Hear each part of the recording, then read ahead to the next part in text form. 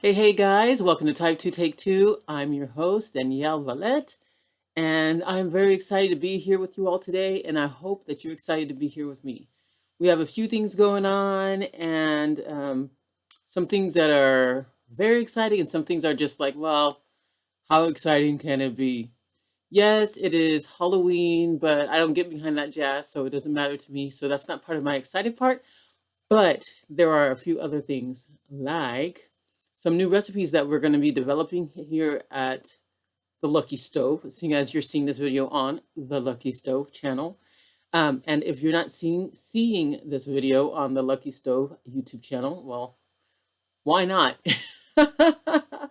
Get on the YouTube channel and check us out, the Lucky Stove. You can also go to our website, theluckystove.com. Actually, we have changed our website name to, and you're gonna be mad at me, which is why I still say theluckystove.com, because you can still go back to it. It is EHINW coach.com, which is Envision Health Integrative Nutrition Wellness.com. But because that's too long to type, EHINW coach.com. Don't worry about it. I'll put the link down below. You won't be able to click on it because it's not clickable for some reason. I guess I have to be rated or whatever. Makes no difference. I'm excited to be here. And, well, let's see. We have a few things, like I said. We're going to go through our pillars and the things that make me smile and some chit chat and all the good stuff. So, first of all, let's go over the chit chat. I asked a few people in my community, my Facebook community. I don't have my own community, folks, just the community. And what they are doing for colds, what they're doing to fight off colds. Things that the mama did, or, whatever the case may be, way back when the case is. So I'm going to go back to there really quick on my handy dandy Facebook. And I had asked, and I said, hey guys, I'm going to be using your answers as up and coming podcast chit chat. So, what are your natural home remedies for colds? And so I've got a few answers actually, so I'm really excited. So, somebody says tea and honey, tea for everything. And if you haven't had tea for everything, then you should probably do it because it really helps with sore throats and whatnot. And while you're at it, make sure you're gargling with salt water if you have a sore throat. And and if you have a sore throat, maybe the first thing to do, which you usually have a sore throat that accompanies a stuffy nose, because you're probably breathing through your mouth, so that way you can get the air because you feel like you're suffocating with that stuffy nose. So one of the best ways to help you not have a sore throat is to not have your mouth open while you're breathing, because your nose actually filters the air from all the toxins that are floating around. I know you know that already. I know. But it filters all of the toxins that are in the air, all the nostril hair that some of you like to just pluck out for no reason. Don't do that. It has a purpose. So what it does is it filters, and so when you are breathing through your mouth, what you're actually doing is letting all the toxins go through your throat, which has no filter, right? There's no filter there. So you're breathing in, and it goes in, and there's no protection. So all the toxins, all the fumes, all the bad things are hitting your throat, and so it is infecting your throat. So if you have a sore throat, that is possibly one of the reasons why. So I know you don't want to feel like you're suffocating. You may want to, like this person said, tea and lots of it. Tea for everything, tea and honey. When you are drinking your tea, take in some big air.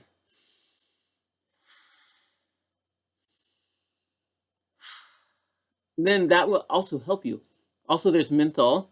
Speaking of menthol, someone says tea, Vicks Vapor Rub, and rest. So that's another one. If you guys are going through your cold season, or you're trying to figure out and make sure that you are preventing some long-lasting cold feelings, these are the ways to do it. Someone else says she has a list of sinus infections, and the one that I love from her the most was the Immuno Boost. Okay, I hope I don't get flagged for this because I'm just telling you what you can do. So there's vitamin D3 in her list, vitamin C crystals, and zinc, ionic zinc to be exact. And so those are really top notch. Those are really top notch for protecting your body and boosting your immune system. One, Kristen Van Nieman, she says, liquid IV. I've never heard of it. So if you know what it is, then cool. Maybe try that out and let us know. Homemade chicken rice-a-roni soup with egg, emergency, and hot green tea with honey and bee pollen. Now, the liquid IV I don't know about. Chicken, homemade chicken soup all day long, all day long. Let's see, the rice-a-roni part, you can always substitute it, right? I mean, the rice-a-roni, I would say, would be for soothing the gut with the carbohydrates. So you could always use, or soothing your nerves with the carbs, because when you are sick, you're not feeling well, your body craves for carbs. It's just what it is. Sorry, that's what happens. So you could always substitute the rice for cauli rice. Ta-da! Emergency, I'm pretty sure most of you have heard of. Hot green tea, good, herbal. You know, you want to stay away from a lot of caffeine while you are feeling sick, because as it is, the caffeine itself is such a stressor on your neurotransmitters, on your adrenaline, and you don't need that right now. You need to rest. Bee pollen, local bee pollen, local honey and bee pollen. The reason why is because if you're having stuffy noses or if you're having congestion, then the localized honey and bee pollen will help you better because it is in your area. And so it'll help you to take it in and actually help. I don't even know, I am having a really bad time explaining this. Localized bee honey is great because then it helps you to breathe better, because it is localized and it works with everything that's already in your system. Not only in your system, but also in your environment. Environment, folks, environment. Okay, so that's great. So great. Let me see here. I asked the ones who wanted me to mention their names to put a heart next to it. And so Kristen Van Nieman is the only one that put a heart next to her. So that's the only name I'm going to mention. But here's another good one: colloidal silver, copper, oregano of oil, and echinacea. There we go. Here's make you guess tea for pneumonia. They say turmeric. It's a turmeric, ginger, lemon, black pepper, cayenne pepper, honey, and a spoon. A spoon. And then you stir. And then drink about 20 ounces of water to go through to help flush the body out. And the colds and the flu disappear within 2 to 3 days. This is what happens for her. I'm not saying that this will happen for you, but this is what happens for her. So you may want to give it a shot, and she recovers a whole lot faster. So there's that, guys. Okay, so that's that part of our chit chat. Now, the 4 pillars, right? Right. 4 pillars. The first pillar, updates. Now, updates. You know how I deal with updates. Sometimes I have really great updates, and sometimes I have maybe not so great updates. But today, let me see here. It's Halloween. That's not much of an update, not for me, because I've got nothing good to say about Halloween. But what I can say is that there is an exciting gluten-free ingredient that I'm using. It's actually a universal bag of flour. Some of you may be with it, some of you may not be with it. It's okay. Do what's right for your body. But it's called Schar. I believe it's German. Schar. And there are 2 dots above the A, I want to say. I made some delicious pancakes using that, and it was fantastic. And I have to say that, you know, it is lower carb.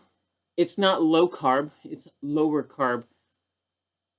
You got to do what you got to do. If that's not for you, then it's not for you. You are on your own food journey, right?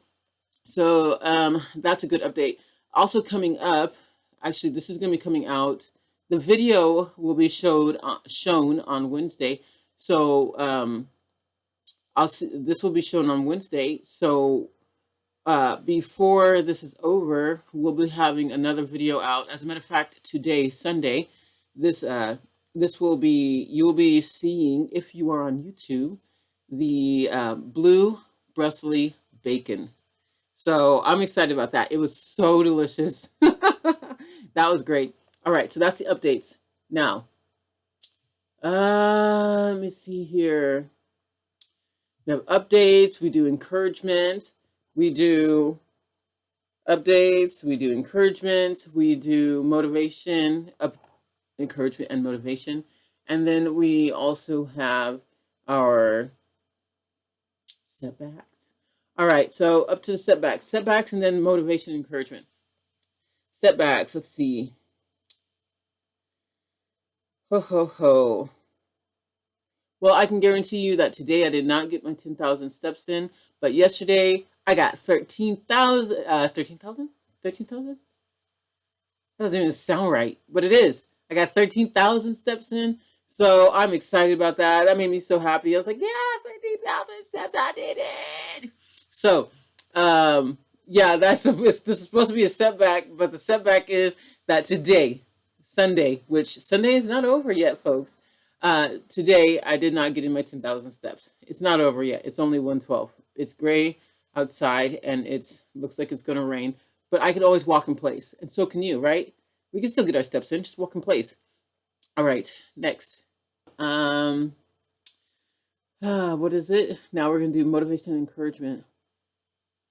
I posted on Facebook a bit ago because I had looked at a post, it was in Dutch, concerning some things that were going on in our localized environment, if you will, because worldwide is now local, right? Worldwide is local. If you did not know, because as long as you have internet, what used to be around the world and not your business is now in your face and your business. So I was looking at something like that, and unfortunately, I got caught up in the mayhem, and I may have said a few things that I shouldn't have, but also I was very disappointed in how it turned out for myself, and um, also for the people who were being involved with the situation. Now, I say that to say this that sounds like a setback, right? Well, the positivity is this. Instead of allowing myself to dwell on that, because it became an anxious thing, it became a sickening thing, it became a very not nice thing. Instead of that, I determined in my heart that I was not going to allow anxiousness to beat me or to sit on my chest so I couldn't breathe anymore. And so I took on the scripture, Philippians 4:6-7, and then I put it and I locked it into my phone. And I encourage you all to do the same thing too. It's called mental resets. If you have a phone or something to remind you of yeah, just like a timer or something to remind you. I use my phone because it has alarms. So I set 3 alarms. I learned this from Dr. Stephen Cabral when I was studying the emotional mindset portion. And in that, what I did is I got on my phone and I set my alarm for 3 times in a day: 8:30, 1 o'clock, and 4:30. And in it, it says, I have it all completely written out. And let me see if you can see this. My broken phone. Yes, you can see it. So I have it completely written out because there's no point of just reminding myself of the verse if I don't remind myself what it says, because it's easy enough to say Philippians 4:6-7, but okay, unless I've committed it completely to my heart and my mind, then it's just going to be that, just a scripture. But what it says is this, for those of you who couldn't see the broken cell phone. It says, be anxious for nothing, but in everything by prayer and supplication with thanksgiving, let your requests be made known to God. And the peace of God, which surpasses all understanding, will guard your hearts and minds through Christ Jesus every day. And that for me was very important because I was very anxious and I was feeling it, and it's heavy. And you know, we get through a lot of times of heaviness, and we go through a lot of times of heaviness and discouragement. And it's not okay to stay there. It's okay to feel it because we're humans and we've been created with that capacity of feeling. And that's actually really good when we can feel and we can not necessarily, I don't want to say enjoy, because who enjoys feeling anxious? I don't think anybody enjoys feeling anxious, but it's what happens sometimes. But but there is also a time for, joy and laughter. There's a time for tears. There's a time for all of that. So what I'm saying is this. Um, don't get stuck in the feelings of anxiety or overwhelm. What I did is something that you all can easily do. If you have a phone, it doesn't matter if it's a smartphone or whatever phone. If you can type a message in there where it pops up for your wekker, for your alarm, then do it, because it's important that you do. Because if you do that, then your mental, when you come to those mental issues, mental problems, when you're coming against negativity in your mind, or against you, say up close and personal, then at least you have that as a reminder, and do it 3 times a day. Maybe do it more. Maybe you come up across, because what happens is you get overloaded. You get overloaded with a lot of negative feelings, and then in the end, those negative feelings compile, and pile up some more. And what happens is, by the end of the day, you don't even know why you're grumpy. By the end of the day, you don't even know why you're dissatisfied with your life. And you may have woken up happy, and now you're over here, and you're just like, I hate my life. I can't stand it. Or those people just make me sick. Why do they? But it wasn't their fault. They're just coming by, and they're adding. They may be adding to it, but it's not their fault that you have not got yourself back in check. Get yourself in check. Get yourself in check. It's important. Get yourself in check. Do an emotional check. Do an emotional reset. That's what the phone is for. That's what the alarms are for. Set up 3 alarms whenever. Yeah, just to help yourself. Just to get yourself back into balance. Okay. All right, so that's that there with the encouragement. Okay, health. Oh, health. What does health look like to you? Sometimes health can look so crazy. If you look on Instagram, or if you're following certain people who are buff or sculpted or have the biggest lips or the juiciest rear.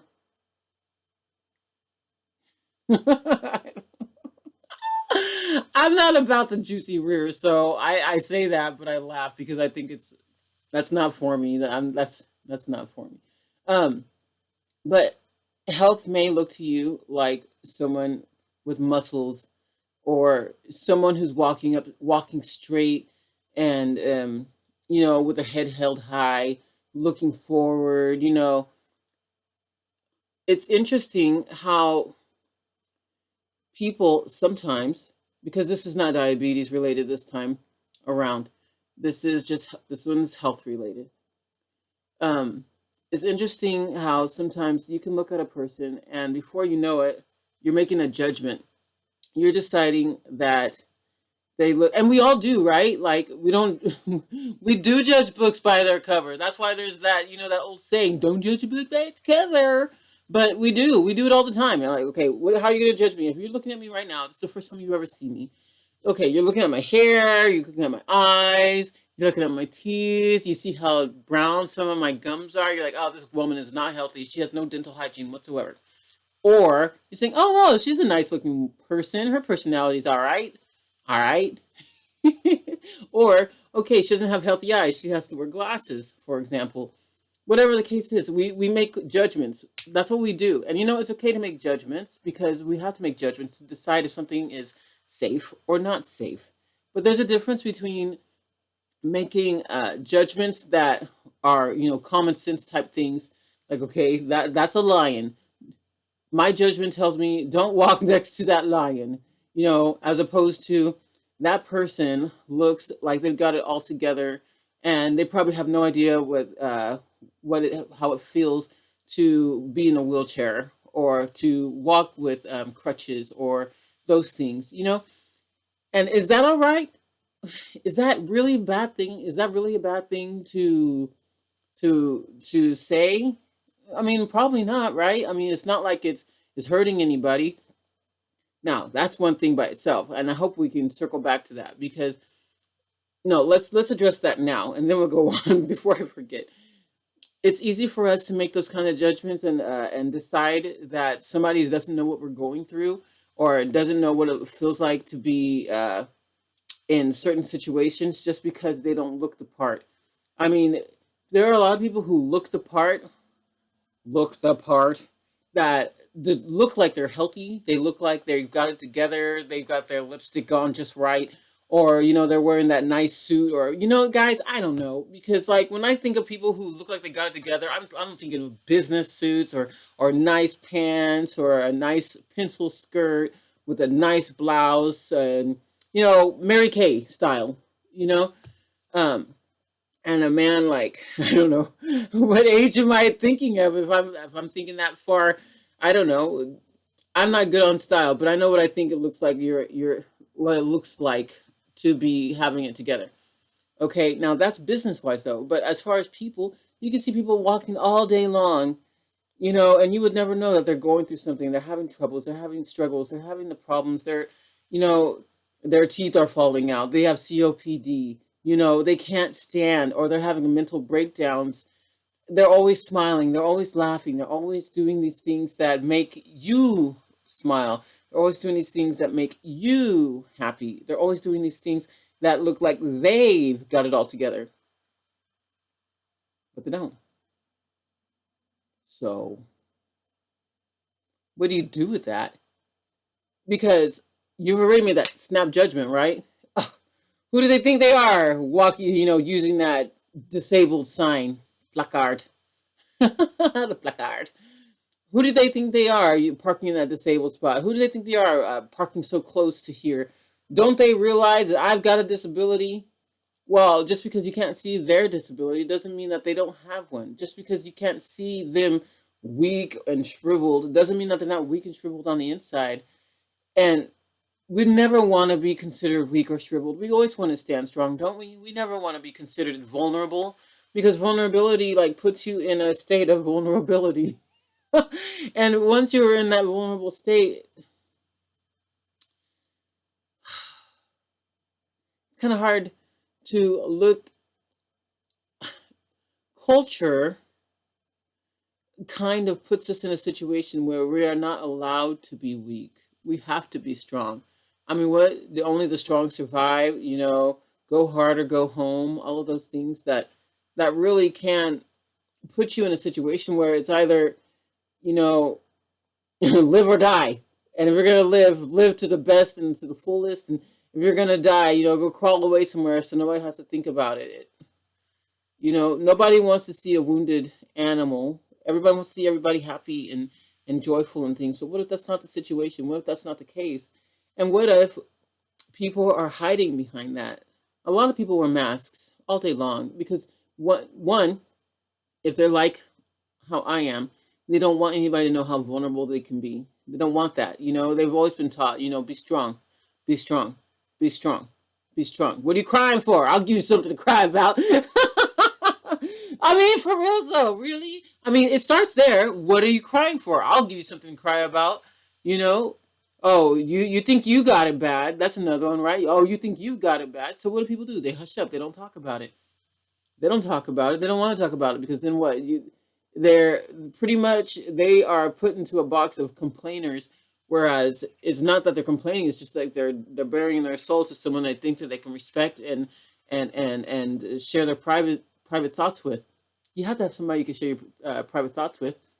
But two, like I said, the vulnerability aspect. You don't want to feel weak or um, and then like I said also, which it just merged right into it. You don't want people to pity you. There's the weakness part. There's where you want to be the strong one. You had to be the strong one, so now you're the strong one, and you don't really necessarily know if you're really strong, but you're strong, and you're lifting houses and things, but your back is breaking at the same time, but everybody's smiling, so you're good, right? Right? You're good. Your your arms are are being torn from your body, but you're good, right? You're good. You're strong. You got it all together. Oh, is your house on fire? Don't worry about your house being on fire. Somebody else's house is on fire. You need to go save their house. What about your house?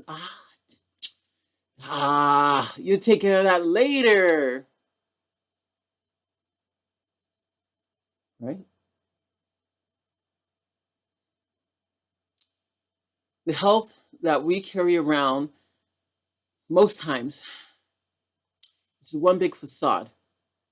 We say that we're healthy, but we're not considering, we may be considering only our mental health, or I'm sorry, our physical health. But physical health is just one small portion of what our health really is, because we have emotional health, we have spiritual health, which is very important, because if you don't know why you're here and what you're doing here and where you're going, then you're you feel lost. You just do. You have no purpose. You don't. It doesn't matter. It doesn't matter. You feel like you have no purpose. And is that okay? No, it's not okay. You don't want to feel like that. So there's that aspect, the spiritual. Like I said, there's the emotional aspect. If you're not emotionally healthy, then you're not going to be in the spot where you can, embrace others. Not really. You can try. You can give everything to everybody else, but until you are actually in a spot where you are emotionally healthy, all you're doing, like Sue Karpinski said, if you listen to that last interview, is you are blowing air into a balloon that has a hole in it. You're not getting anywhere. Filling up your cup so you can pour it off to somebody else, but there's a crack. It's broken. So it never gets full. And so how are you supposed to pour off the excess if you can't even fill up what you got? That's the mental health. That's the emotional health, spiritual health. We may look like we have it together. People may look like they have it together, but sometimes they don't have it together. And sometimes they really there's no visible sign of unhealth outwardly, because they do a good job hiding it, taking care of everybody else. The superheroes in your life, those superheroes. Look at those superheroes for a moment. Just look at them. Don't stare at them. Don't stare. They're gonna be like, "What are you doing?" But take a moment and think about them. Pray for them. Think about them. Look at what they're doing and how they're doing things, how they react to things, how they are putting themselves completely last. It's okay, Christian, if you're going to put yourself last, as long as you take care of yourself as well. But most of you don't. You don't take care of yourself at all because you think that's the wrong attitude. Oh, I'm not supposed to take care of myself. I'm supposed to take care of everybody else, and then everybody else will take care of me. No, they're broken too. So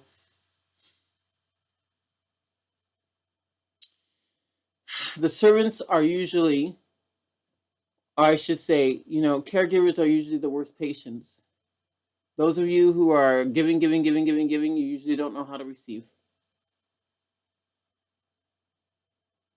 Those of you who are giving, you probably don't know how to receive. But it's time you learn, because you have a gift too. There's a gift for you. Not that you have gifts that you can expend and show and shell out for other people. That's good too. That's a blessing. But there is a gift for you.